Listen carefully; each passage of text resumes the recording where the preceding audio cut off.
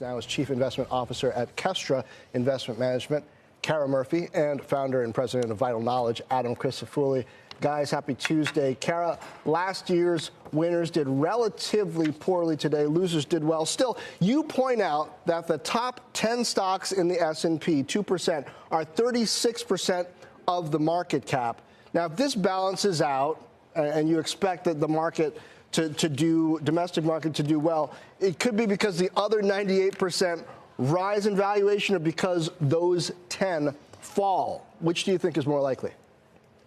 I think it's more likely that we start to see some of the others share the spotlight. So as we look forward, I mean, you mentioned that the largest names in the S&P 500 are more than a third of the market cap of the S&P 500. That is 10 percentage points higher than where we peaked in 2000. Now, you can argue that a lot of that has been driven on forward earnings expectations. Fine. But there's a lot of anticipation that's built into those numbers that's reflected in the high valuations.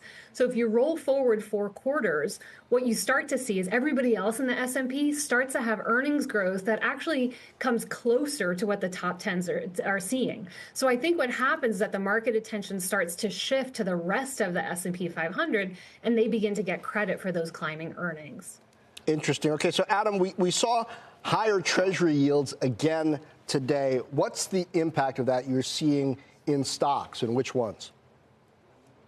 So that's really kind of the dominant macro theme. It was last year, and it so far is dominating the conversation in 2025. And I think a variety of factors are causing it. One of which is relatively healthy growth, and you saw that this morning in some of the economic data, specifically the services ISM.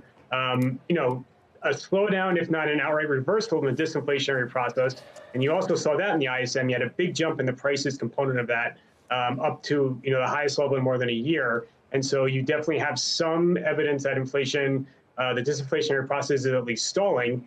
And then you also have the fiscal dimension to it as well, where there's a lot of talk in Washington about this massive reconciliation bill. It's going to include a lot of tax cuts. You're already on a very unsustainable fiscal trajectory in Washington.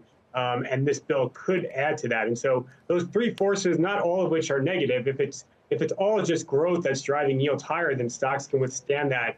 But if it's inflation and if it's more fiscal policy, then that's where the entire market's going to start to really crack. The price action today was definitely ugly, but beneath the surface, the equal weight S&P didn't get hit really all that hard. And it seemed like it was more of a rotation trade than an outright exodus from stocks. And so I think investors are right now really trying to decipher what precisely is causing the majority of the move up in yield. Is it growth? Is it inflation? Is it fiscal policy? Yeah, a lot to digest there. Kara, and certainly some of the high flyers of 2024, they're selling off the most now and into the beginning of 2025.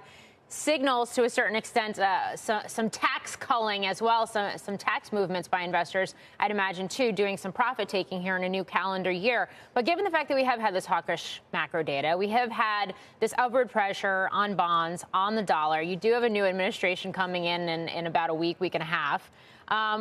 Where do you put your money to work looking across the stock market? I mean, is it still the mega cap tech names that have led the way for the last couple of years? Or to your point where you're talking about broadening out earlier, is it still S&P, or is it smaller cap names and mid cap names and some of the less loved parts of the market? Well, the good news is there's a lot to choose from in the less loved area of the market because there's a lot that hasn't been loved. But when we think about the biggest opportunity going forward, we see mid caps as an area that's really ripe for pickings. You have the percentage of market cap of the mid cap index relative to the Russell 1000 is at the lowest it's been since the 1960s. I mean, holy cow.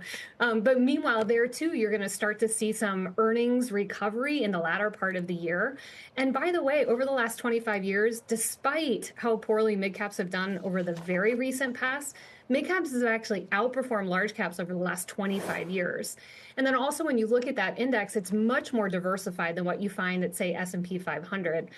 Technology sector is half the weight in mid-cap that it is in large cap. So I think just your starting point is a much better opportunity going forward.